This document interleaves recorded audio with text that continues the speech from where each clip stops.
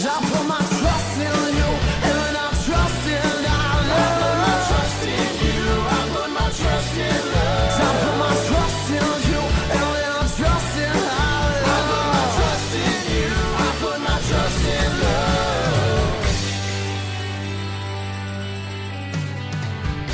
Hello, friends. My name is Nate Miller. And I'm Niall Spain, and we are your fuck buddies. We're a sex and dating advice podcast where we take your sticky, sexy situations and turn them into sexy, sticky situations. Find your questions online. Or, wait, what'd you say? I feel like I don't know. I feel like I said the same thing twice. You know what? That's all good. You know what we're about here. We're finding Yeah, questions. We're answering them. It's on the topics of sex and dating. We win awards for it, and we love you. Thanks for coming back. This week, we're going to talk about new partner asking for money. Should I be concerned? How to help with missionary. I got caught in my hoodie. Am I the asshole for lying to my husband? How to tell my wife I need a break. Got anything to talk about before we dive right in? I don't think so. Yeah. No. It was briefly nice. The weather was briefly good, but now it's raining. So that's Now it's my raining journey. always. It's We've sad. entered into rain season. No, I came to this country to escape the rain. All right. This is by Don't Worry About Him, man. New partner asking about money. Should I be concerned? Met a girl on the dating app. She seems perfectly normal. Definitely a little shy. Went on a date for about 6 hours where mostly we just talked. I paid for our food and activities, all adding up to about $80, so nothing too crazy. She doesn't work and hasn't for a while, but she's been looking for a job. Today, she politely asked me to send her $30 for an Uber trip to a job interview nearby. The interview is something I've known about for a bit. She only has one parent, an adoptive mother that doesn't loan her anything, and she personally has no money. Should I be concerned right now or see how this goes? I'm male 23. She's female 22. Edit. Partner sounded to me like an ambiguous term for someone you don't call a girlfriend yet. I now know that might be more than girlfriend, actually. A better word for a relationship is date, maybe? Yeah, if you've gone on one date. Yeah, you're not partners. You're not partners. You have not heard partners unless you are a cowboy in which you're saying partner. Exactly. Or unless you did sign some kind of like business contract on date Yes, one. unless you've started a business together, for sure. Did you open a Tim Hortons? Legally, you have to tell us if you opened a Tim Hortons, because that will change our advice drastically. If she opened a Tim Hortons, she would have a job. She'd be running a Tim Hortons. I don't know, man. I know a lot of gotta go owners. 30 minutes I know away. a lot of owners who don't have no job. Let me tell you that. Yeah, that's true. Yeah, I remember I was talking to a woman very briefly off of one of the dating apps at one point in time, and we had never even met yet. It was one of those sort of like, I'm free Tuesday. I'm not free at all this week, and like it was just sort of like missed ships in the night for several weeks. And then one night, she was like, I kind of want to just like come over, and I was like, cool. And she's like, but first I need to go to the hospital and I can't get there. Do you have $20? And I was like, what? Don't come over after the hospital. Yeah, what do you mean? Not in a bad way, but like maybe other things are more important right now. Yeah. And I was just like, are you okay? And she was like, I don't want to talk about it. It's like, none of this is inspiring me to do any of the things you're asking for. I don't want you to come over. I don't want to give you $20 to go to the, like, if you're in an emergency, call 911. It sucks because like it feels like a scam, right? Like if someone is actually going to the hospital and they need this money, that's really rough. But when I hear that, I think, oh, you've chosen something that I can't really say no to. Mm-hmm. Like, oh, I got to go to the hospital. No, I'm an asshole now, right? But like, that's what scammers do. So it's like, if this is true, you've made it sound like a scam, which makes me not want to give you that money. Also, compound it with the fact that you booty called me first in order to, like, I guess, like, fish hook me into thinking, like, oh, if I give her $20 and she goes to the hospital, then she'll come over and fuck me. Then she'll come over, yeah. Like, I don't understand, and I don't Which I would say is hugely misjudged, because, again, like, nothing to me, and again, no shade to people who have to go to the hospital. It happens. But that's not a horny thing for me. I'm not like, oh, girl, you going to the hospital? You're going to smell like antiseptic? Like, you may be in peril? I can't wait. No, like, go home and rest, maybe. That's probably the best. You've been around a bunch of sick people? Exactly. Yeah, get on over here, girl. Also, hospitals are serious, so there's a reason you're going. So you should go home and rest. Yeah. Also, maybe spend that time, instead of going over to mine, looking for a job. So next time you need to go to the hospital. But I'm also like, am I really your best source? Yeah, that's also worrying, right? Right? Like, out of everyone that you hopefully have in your life, the dude that you've never met off of Bumble or whatever is the guy you're going to go to get $20 to go to the hospital. You don't have friends, you don't have family, you don't have like, or you've gone through that whole list, at which point, like, either they're the worst people in existence, or they know you do this all the time, or it's a scam. So I'm sorry, girl. It's a no for me for both the money and the awkward ale booty call.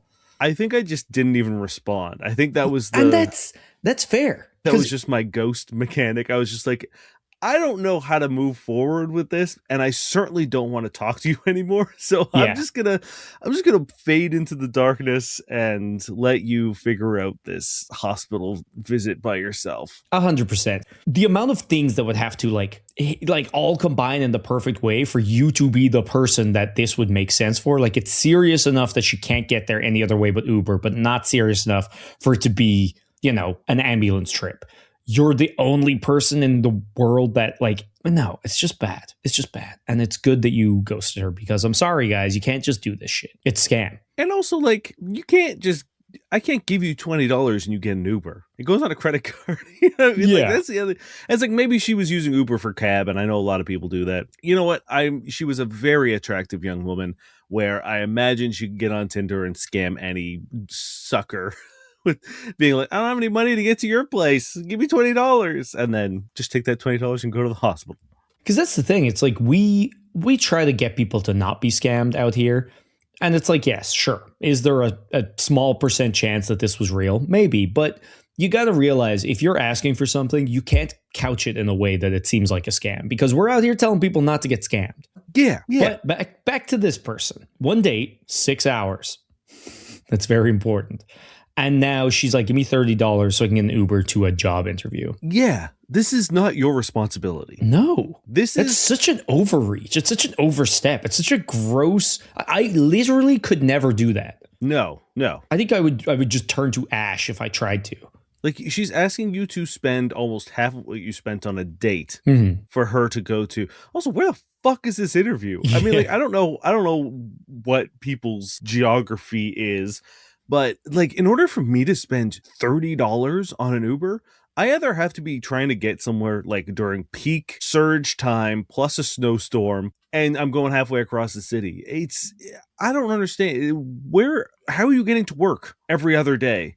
And that's the thing. It's like, one, you sound like a scammer. Two, it's a crazy thing to ask. Maybe your very close friend, sure. But like a stranger who you want to have romantic relationships with, presumably, what are you doing? And also, it's just like, when I want to date, I don't want to give someone the impression that I'm a useless human who can't handle my shit. And if you cannot make it to a job interview when you are, you know, jobless and need a job by your own power, you're useless and you can't handle your own shit. The other thing is, like, he was like, oh, we've known about this job interview for a while. So it's like, you could prepare. You could figure out what you need to do to get to this job interview that doesn't involve an Uber that you can't afford. Get a bike. And again, presumably, you're going to have to go to this place multiple times during the week. How are you getting there and back if you don't have an Uber? The office is downtown, Dan. The interview's in Alaska. Yes, yeah. I need a flight.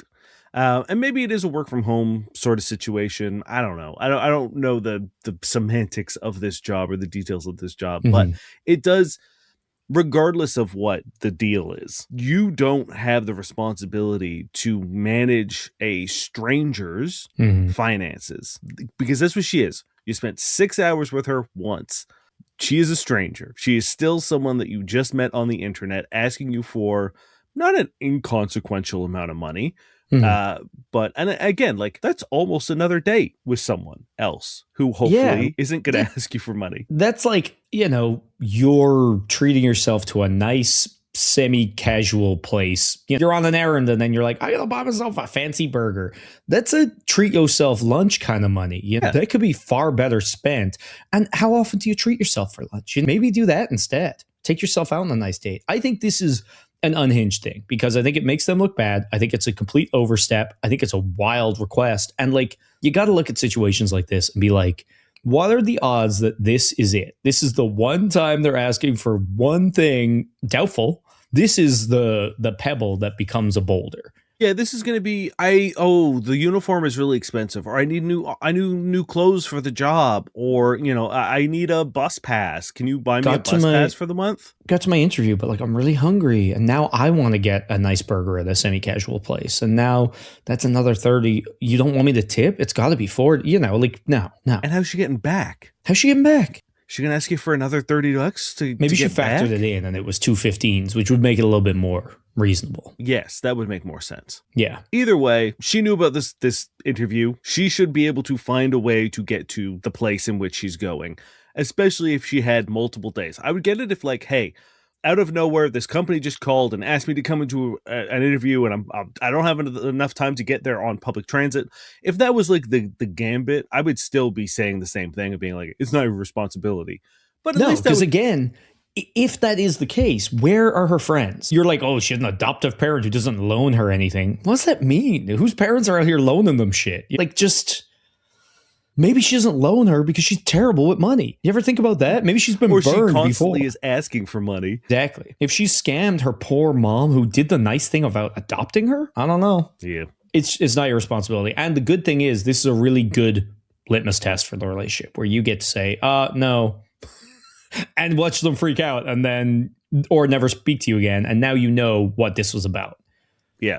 Honestly, I would be sus about continuing this relationship because I can't imagine that this is a one-off thing. And like, I just think it's such a wild thing to do that, like, I don't think this is a smoke without fire situation. There's fire. Yeah. There's something a burning. There's a blaze, a crackling somewhere, and it's gonna burn through your wallet. Hey. This is from Select Fan, 1869. How to tell my wife I need a break from her demands and suggest that she take over sometimes. I, a male 35, love my wife, female 34, and our sex life is amazing, but she expects a lot from my performance. She loves rough sex and always wants to be spanked, manhandled, licked, sucked, G-spot, A-spot, cervix, every position upside down, and generally just getting her back fully blown out to the point where she's walking funny the next day. I like this too, but I like doing it for her. But she has been wanting this more and more to the point that it's basically every time.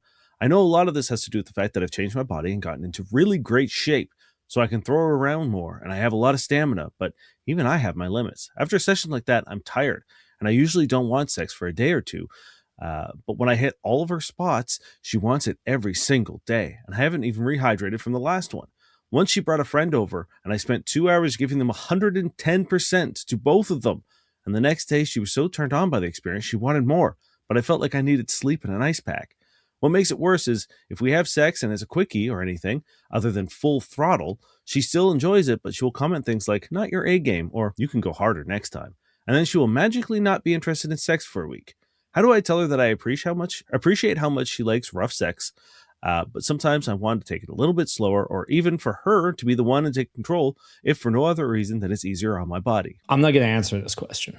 Okay. I'm drawing my line. It's just this guy's just humble bragging. Yeah, like he's this like, guy's oh, like, I give it 110% to women all the time. I'm so good. My wife wants like, look, you don't want advice. All you wanted was for Dane to read this out on air so that people can go, who's this hot guy? You got to read out the username again, just so he really gets his kudos. This was Select Fan 1869. Well, Select Fan, okay, you got a magical dick. No, I find this charming and funny. I do think it's one of those situations where the last line of this question, say that to your partner. Like I do love that people are like, oh, it's got to like, what do I do? And it's like, look, what How you do I do tell is my partners this specific exact thing? yeah.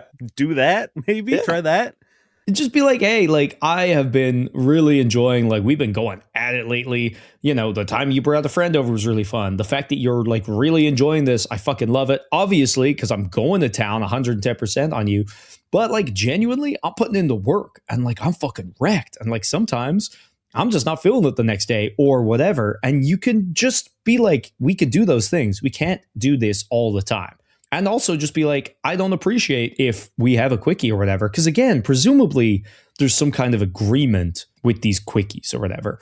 Or is it just sometimes you're like, do, done, bye? Because then maybe she is disappointed because she's not been kind of like communicated to that that's what's happening. So well, it says that like she enjoys it. And True, it's anything but- other than full throttle. Yeah. So it's not just quickies either. Okay, it's fair. like if it's sex without the theatrics. So be like, hey, I don't really appreciate when you kind of like say stuff like that because it's kind of mean or like it makes me feel bad. I can't do it 1,000,000% of the time, every time. You know what I mean? It's like if someone was expecting roses on the bed and like candles and music and like a slow, it's like if that was how you had sex every single time, you just wouldn't have sex very often because the amount of prep and the amount of whatever that would go into it. So try to talk to her and then just say, look, I do so much for you and I love it. But like, I want X, Y, or Z. Would you be willing to put in the work too? And if they are a good partner, they will understand, hopefully. Yeah, I think the other thing is like sex is a very physical thing. Mm-hmm. And it is, when you're doing it the way that you are doing it, a full body workout. It is cardio. It is presumably you're leaning and nailing and standing and thrusting and holding and lifting.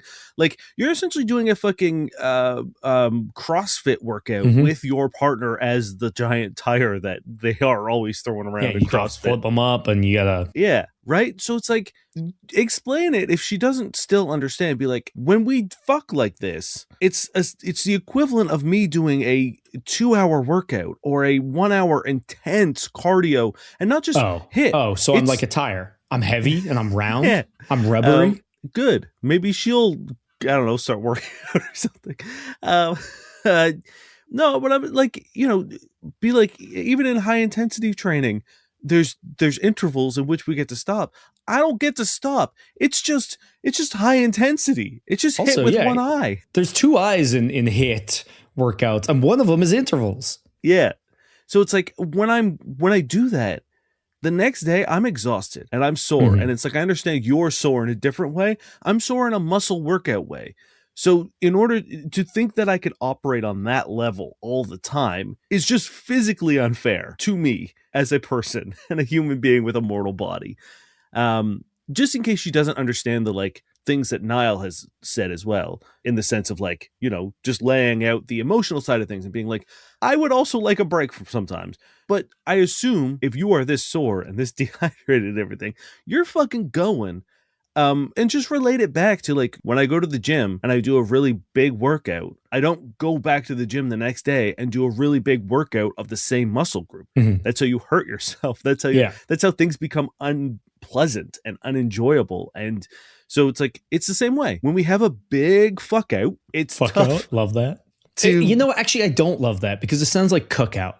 Like cookouts are inherently kind of grimy, right? Like, having a cookout in a fine dining. Grimy? No, but like, their cookouts are, they are. You're at a cookout with the boys from you got like fire in a trash can. Like, That's not what a cookout it's 100%. No one's having a cookout in the fine dining place.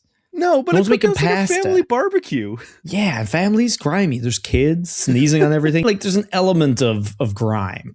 There's uncut grass. No one's been out here. Perhaps not grime. At the very least, at the very best, casual. You're telling me those scenes in Fast and the Furious where they're sitting out in the garage or on the parking lot? You think food safety has been applied in any part of that cooking? No. You don't know that. Dom has a certification, his food handling and knife handling certification. He is a grill master. He would never handle a knife. Chef. He just uses his fists. It's like that machine that he wanted to see how fast. Or how many he slaps slaps a cook in it. That's the thing. That's how he cooks the chicken, but then he's got fucking chicken particles everywhere. That's why his fists are so deadly when he punches the enemies, because it's just pure salmonella. Yeah.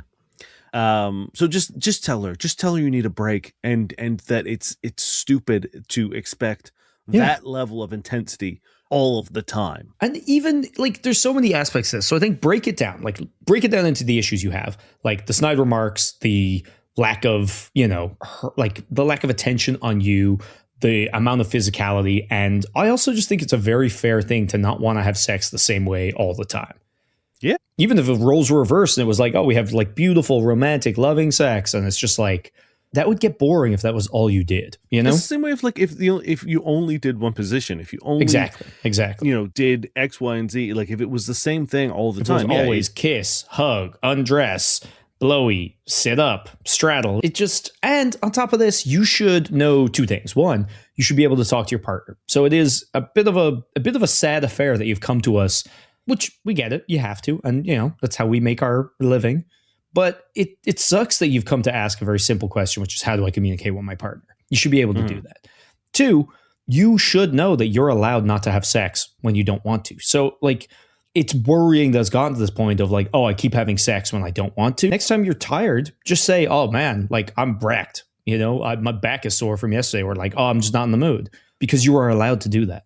Yeah. And I think that's another thing that there's so many issues. We haven't even discussed that. It's you can say no any single time you want and should. And it's funny. I wonder if where he's oh, if I do a quickie or whatever, and then she's magically not interested anymore. I wonder if that's her thinking she's punishing him of withholding sex for a week.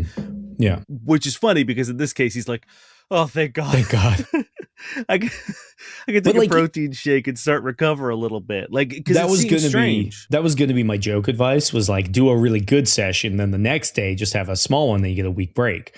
But it does sound like he is disappointed those times. Right. So it's obviously your libido isn't not there. So it frustrates me that you have this kind of wheel or woe. It's it's either way too much or way too little. So I think you can find this mark, but to do so, you got to communicate. And you can meet in the middle and compromise and be when it's, we can have sex in a sort of normal pace and a normal fashion.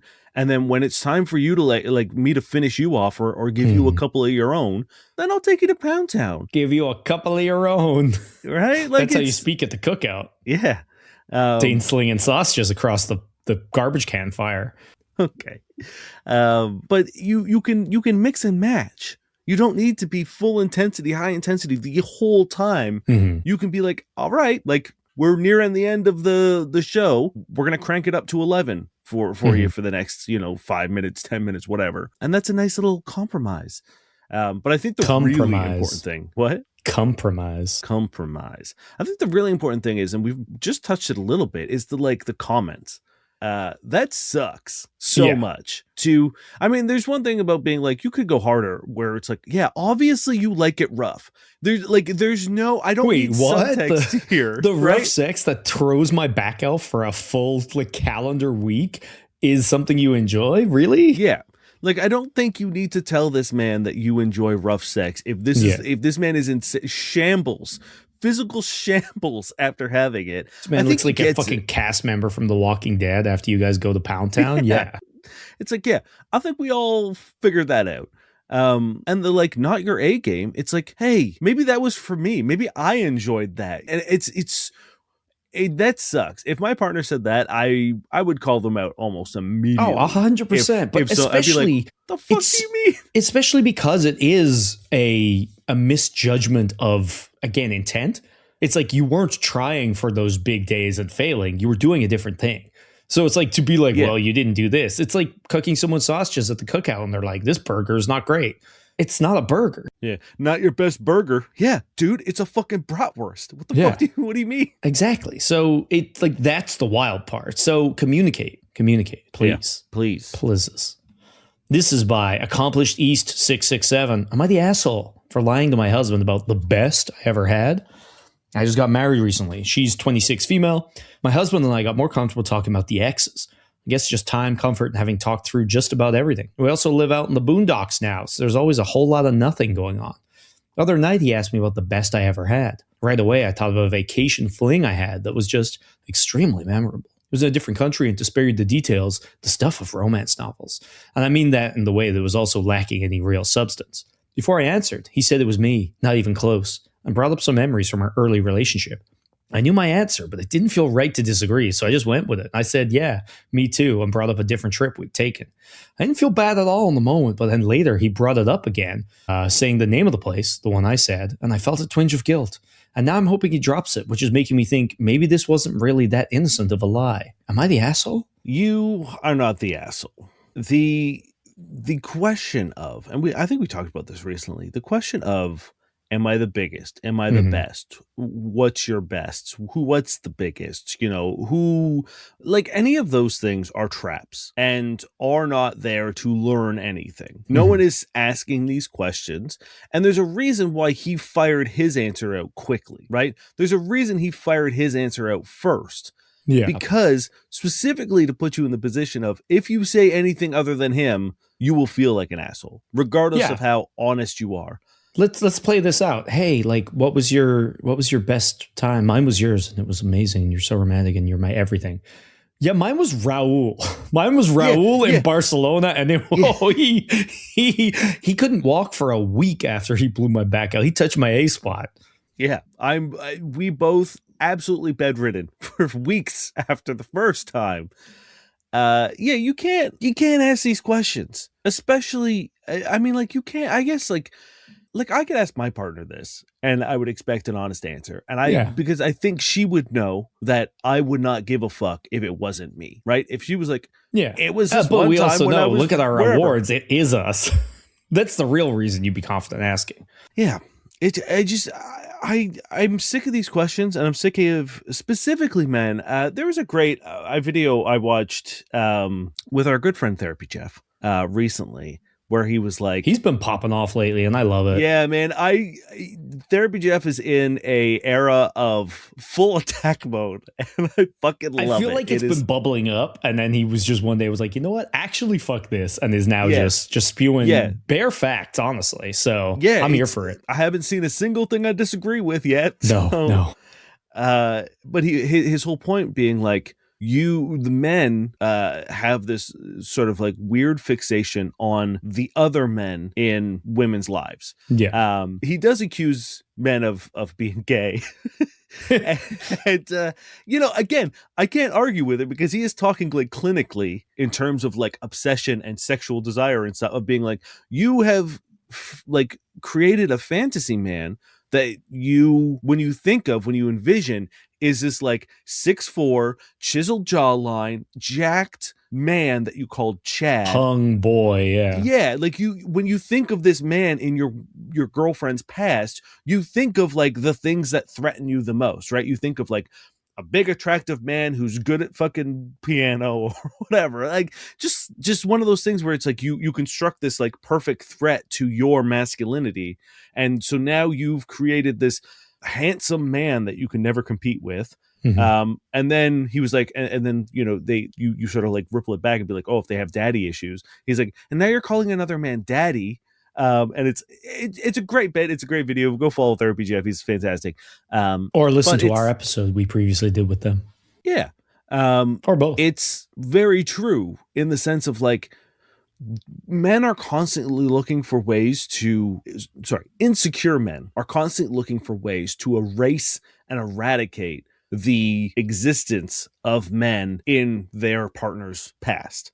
And this is the like cheesy, shitty way to do it, of being like, am I the best? Or what is your best? Knowing that most likely they're going to spare your ego to say, yes, you were. And then all of a sudden, the handsome man becomes a little less clear. He's a little foggy. He's a little more blurry. Now he doesn't play piano anymore. Exactly. Especially because he didn't even have the confidence to follow through with the question before being like, my best is you. Yeah. Yes. It's weird. But again, we've said this. Do not ask for things you don't want to hear the answer to, or things you only want to hear one specific answer to, right? Because presumably there's more than you. So that's 1 versus X. X could be any number, and the odds are against you, my friend.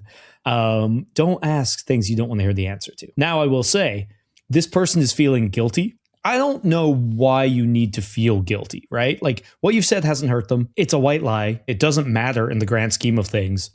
But the guilt makes me think that you're considering opening up, like being like, actually, look, I lied. It was Raul. Yeah, you can't go back. Don't do that. You can't do this. Don't do that. This doesn't matter, right? That's the good thing, is like, this does not matter at all. This is your husband. So presumably you want to make this person happy and you love this person. So you've made a little white lie that made him feel better. Maybe he shouldn't have asked the question. Maybe it was a weird situation. But like, can we fault people for being insecure every now and then? We cannot. So you've done a nice thing. It does not matter. Again, importantly, does not matter. So he made a mistake by asking the question. You made a mistake by twisting the truth a little bit. Or you did the right thing by twisting the truth.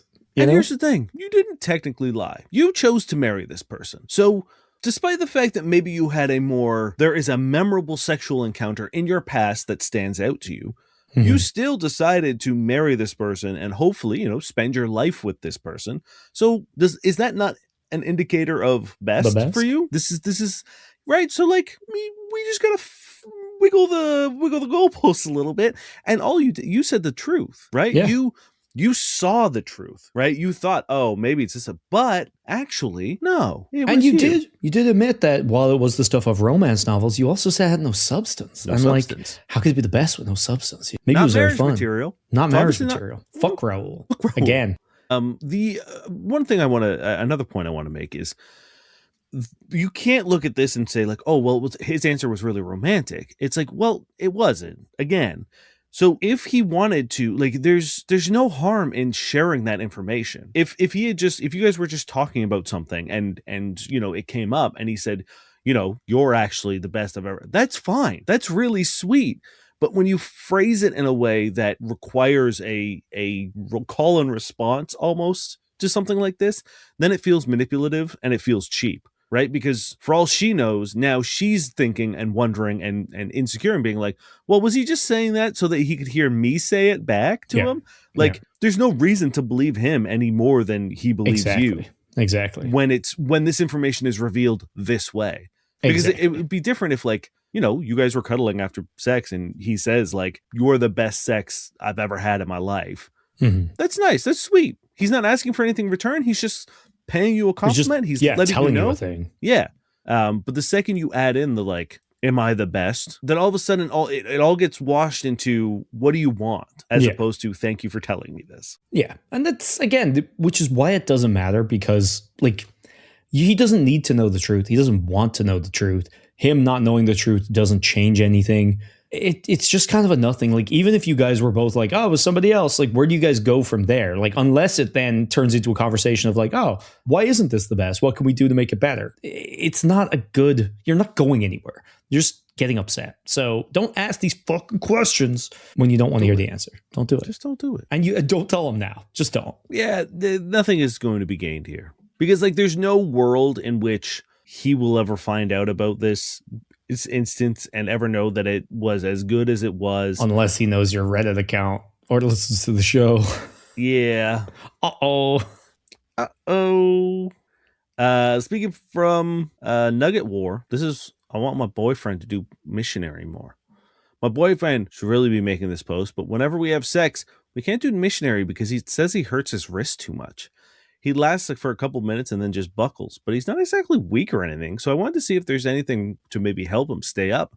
Maybe he could be or maybe he's doing it wrong, or he has his hands in the wrong place. I could really use some help. It's my favorite position, and it feels more intimate than others, like doing it from behind. The fuck's he doing with his wrists? I mean, look, I get it. I have really bad wrists. I can't stay in a plank push-up position while thrusting for very long. It hurts. So you know what I do? I get on my fucking forearms. Yeah. Like, or stand. You don't need to be on your, like, I honestly feel like it's probably the worst way to do it is just to be like planking straight armed down.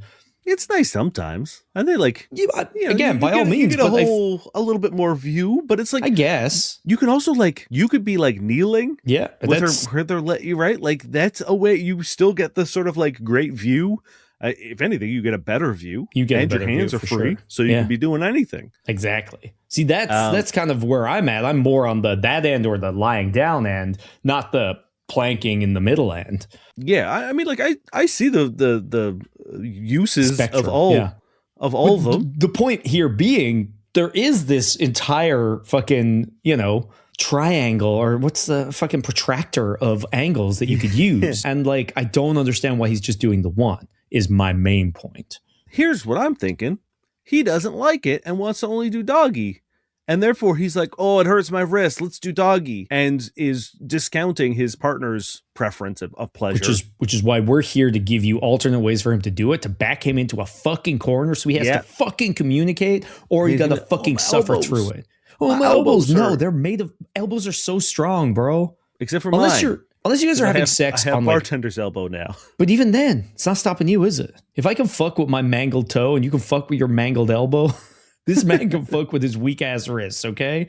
Go down. You're going to go down. He even doesn't like, you can even do almost like a lying on them thing. You don't even need to really support yourself. You could like much, literally put your hands up over their, like behind their heads. Superman that. Yeah, exactly.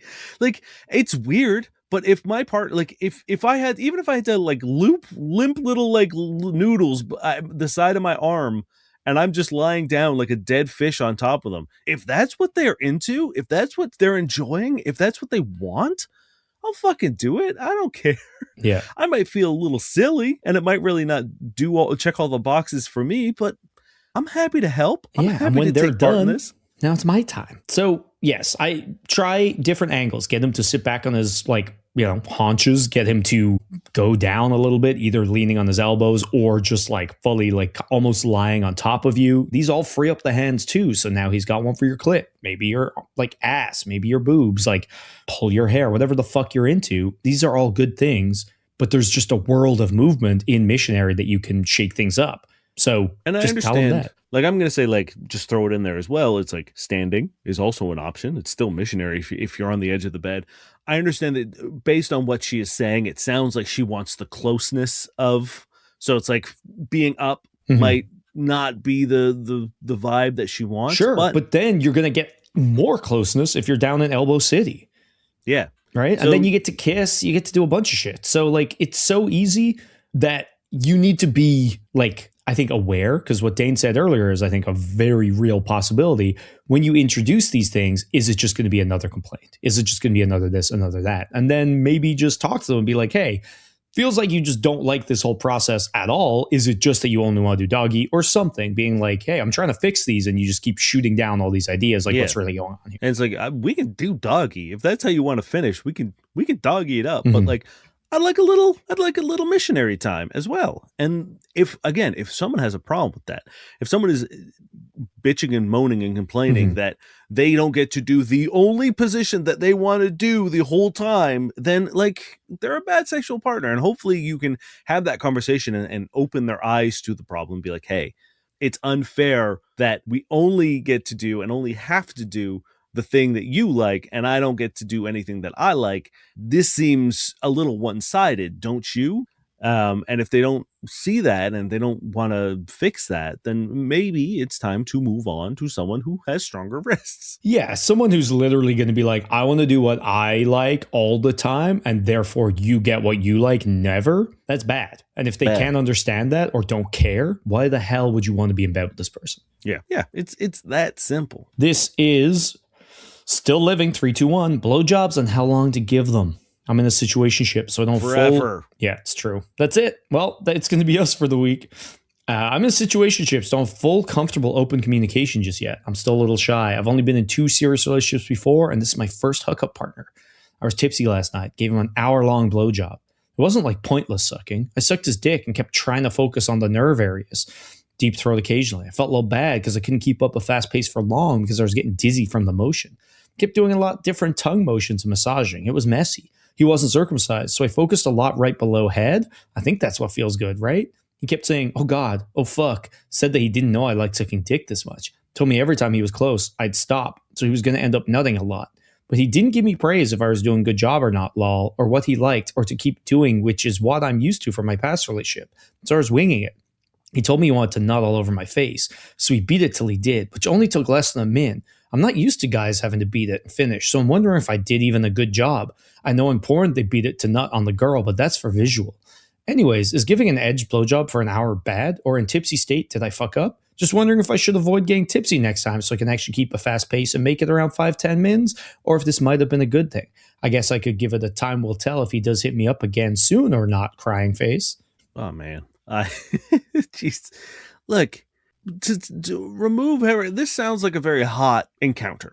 hopefully everyone, when you say tipsy, you don't mean like blackout. You don't like, hopefully you just had a little fun buzz. Like, that's my only concern is what your definition of tipsy is. Cause I find that some people do use tipsy for like an equivalent. Everything short of being blackout. Yeah. Yeah. So like that's my only thing. Some other things to take into account. Was he also drinking? Was he also tipsy? Because that 100%. will also kind of like mess with the flow of things. But there's a lot of stuff here that like I think you just need to go back and reread of the sense of being like him being like, oh God, I'm gonna come multiple times. Yeah, he said, oh God, oh fuck, and then she's like, he never said if it was good. Yeah, I think you're doing all right. If someone was giving me a sloppy, enthusiastic blowjob for an hour, I mean, I feel like I would get bored after, like, I wouldn't last an hour either way. Either I would completely be finished or I'd be like, we gotta go do something. Yeah, but I mean, like, maybe it was just great. You know what I mean? Like, maybe they were both in just sort of a blowjob fugue state where it just felt so good, and like time passed, and well, he's looking at his watch. He's going, I didn't know you liked sucking dick this much. Yeah, and that's another comment. I feel like you were really into it, is my guess. If like someone's saying that, yeah, I'm like, you were going fucking turbo mode. And I think maybe your insecurity and your lack of confidence in the scenario, I think kind of shot you in the foot, where you were probably, every time he was like, oh, I'm gonna come, you probably did the typical dude move and switched it up, and changed it up. That's the part that I think this question kind of hinges on, because she says, and I'm not really sure what this means, he told me every time he was close, I'd stop, so he was gonna end up nutting a lot. I don't know if he asked her to stop, or if she decided to stop, or if she just stopped. And there's a comment that she made being like, oh, I kept trying to, but like, I kind of had to keep stopping. And it's like, well, that might then explain why he didn't like finish, right? Yeah. So and it sounds it feels like you have all the answers. You've laid them out really reasonably. He's probably somewhat drunk. You kept stopping. He gave you all this praise, clearly loved it. And when you're like, oh, he jacked himself off at the end, it took less than a minute. Yeah, because he was almost primed. there. So you've done a good job. Like, he was ready to go. And it's like him jacking off, if he wanted to come on your face, the best way to make that happen is if he has control over where it's going and when, which, you know. So that's kind of a understandable way for him to finish it. And like, you got him that close and he clearly liked it. So I don't know where the fear is coming from. Let's be honest. People want to come on people's faces because of porn. That is a porn-induced sort of like visual, right? So to mimic to want to do the thing that happens when it happens in porn, it's not unreasonable to understand why he would go to finish himself off in order to do it. You guys are mimicking a sort of porn-centric act. As long as you were cool with it, which you seemed you were excited and hot, like cool. Yeah, I think you need to take a deep breath. I think maybe limiting the alcohol you have for the next time is a good idea, just to sort of check in and make sure that you weren't going, crazy because of your inebriated state. But I don't think you need to focus on like the thing of being like, I was changing things up and every 3 seconds I was doing something new. And it's like, just chill out. I don't think it's quite the same as with women, where like men don't specifically need like, oh, keep it the one way. But there's still an element of that, especially if something starts to feel good and then you change it and you're like, oh, okay. Like, I think there's still an element. I don't think it's quite as important as with a woman, but like, you can't just go crazy on it. Yeah. Especially like I find specifically for me with blowjobs, is yes, once you found the thing that's feeling really good, I don't want you to change anything. No, I don't want it faster. I don't want it deeper. I don't want it. And there is a sort of impulse that I found with a lot of people where it's like the second it's like they want to start going like deep and it's like, that's nice and feels great, but that's not what was doing it for me. Yeah. And so I think like, and you say it yourself, you're stopping. The second you stop, the meter it starts going down again. And she also said she couldn't go fast. So sometimes fast can be that thing that gets you there. And it seemed like she would try to go fast and stop and do stuff. So like everything you're saying makes sense. And I will finish with just one more thing where she does say, A lot of stuff where she feels like she failed because he had to jack himself off. But she does say, I don't know, I've heard guys like being edged. So it sounds like she went out of her way to edge him, which I think is a weird thing to do for a first time without prior communication. Yeah. Right? So you also can't be like, he didn't come. Also, I wouldn't let him come. You know what I mean? Like, But also he did come. Yeah, it took so long, but I made it take so long. Like, Yeah. You're getting upset at the things you have specifically set out to do. And it also, like, if we want to zoom out for a bit and kind of like strip the insecurities away, it does seem like both of you had a good time. It does seem like you both enjoyed what you were doing and you both found it hot. So this is a fun experience that happened. You don't need to replicate it if you didn't, like, if this seems like a lot, yes. It is. Do I, as someone who enjoys blowjobs, want an hour blowjob every time? No, I don't. No. I do not want that. But, you know, if it impromptu spur of the moment happens and it feels great and it's sperm of the moment, the person sperm of the moment is, you know, if the person doing it is like really into it and very enthusiastic, that's the dream. And like, yeah, maybe I like, it's just one of those things where I'm like, this happened. We didn't plan it. I don't think I'd want it again unless it happened sort of like spur of the moment again. You know, like sperm of the moment. But just take the things. Someone doesn't have to say you are doing a really good job for you to know you're doing a good job. Oh God and oh fuck, unless he's looking outside at like a mushroom cloud in the distance, are going to be about your performance. And also him constantly being like, you're going to make me nut so much. Yeah. Also probably a sign that you're doing a good job. I think the problem here is you were in your head for a number of reasons. You were with, I think she said an uncircumcised dude for the first time, right? So there was a new element in your sex life that you were thinking about. You were tipsy. You were trying not to get dizzy from motion. Like there was a new person. Yeah, there's a lot of things happening here. And I think you need to take a breath. You need to take a moment and just be like, hey, we did it. It all worked out. I enjoyed it. He enjoyed it. He came. I don't need to feel weird about it. It's fine. And even look, this is just a blanket statement. If someone has to manually stimulate themselves to get over the finish line, that is not a failure on your part. It is a collaborative experience. Mm-hmm. It's the same way where like dudes get upset if a woman rubs her clit while she's being fucked. Uses a vibrator or something. What are you doing? Shut the fuck up. Let them come however they need to come. Especially when alcohol is involved. Yeah. So you're good. You're good. Take a breath. Yeah, you're good. I think this was a very fun thing that I think you're overanalyzing and freaking out a little bit. Yeah, there's no way he was like, and I had to finish myself off. He was like, I had the best night of my life. Yeah. He got a great sloppy she went to town blowjob from someone who's enthusiastic, and then you came all over her face. Yeah, he's the best fucking time. You're good. Yeah. That's going to do it. And we love you. That's it. Thanks for coming along. We are going to be at the Canadian Podcast Awards booth, I believe, on Friday at Toronto Comic-Con. Friday, 4 to 7, Toronto Comic-Con. We will be technically No Quest for the Wicked, but you know us, sneaky boys. We're going to sneak in. We're going to secretly also be fuck buddies, and we're not going to tell them because we got banned for being too hot. We're too sexy for Toronto Comic-Con. So, this is actually true. Yeah, that is true. We were asked not to be fuck buddies while we're there because it's too sexy. It's too sexy. So if you come by and you slip us the code word, which is, are you guys fuck buddies? We'll say yes, very quietly. Yeah, we can't be fuck buddies, but a teenage boy can walk around with a shirt that says, don't bully me or I'll come. That's fine. How's that okay? Yeah. And all the sexy cosplayers, I'm sorry, they're all hotter than we are. Oh, don't know. Yeah. No, it's so true. It's so true. There's that full-grown man who dresses up like Sailor Moon. He knows what he's doing. Yeah. There's that one guy who looks exactly like Tony Stark. Yep. Yeah. But yeah, so if you're around, come along. If you're not around, don't worry. There's a online booth called Patreon where you can find us and you can come and say hi to us and you can give us money and we should tally up the amount of hours at this point. There's a fuck ton of hours. I believe it's 48.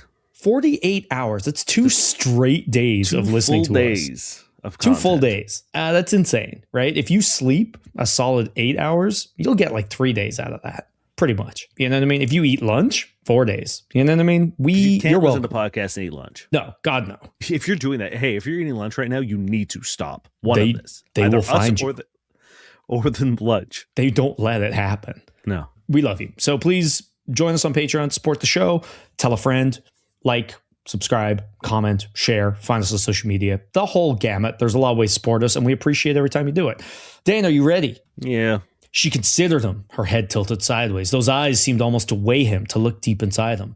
They made Niall uncomfortable. He still held his sword in his big right hand, and he told himself if he could get close enough to this woman, he would bury its steel in her throat. Do you know who I am? She asked softly.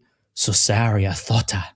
Alarm and amazement came into her features. She swung her legs forward off the catafalque and stood upon the stone floor. Her breasts rose and fell as though to deep emotion. Those goddamn emotional boobs. Is this your fanfic? Someone wrote this about the show. Apparently, I give off a vibe of wanting to stab women. Constantly bury your steel with your... And they did get your giant right hand. That one huge right hand. Yeah. Look at it. Look at it. That's crazy, dude. That's huge. Yeah, this is both of them. This is both of them. Wait, no, I fucked up. Yeah. Ignore that. We love you guys. Now it's got a giant right hand, and it's terrifying every time I see it. It's true. My name is Dave Miller. And I'm Niall Spain. And we've been your fuck buddies.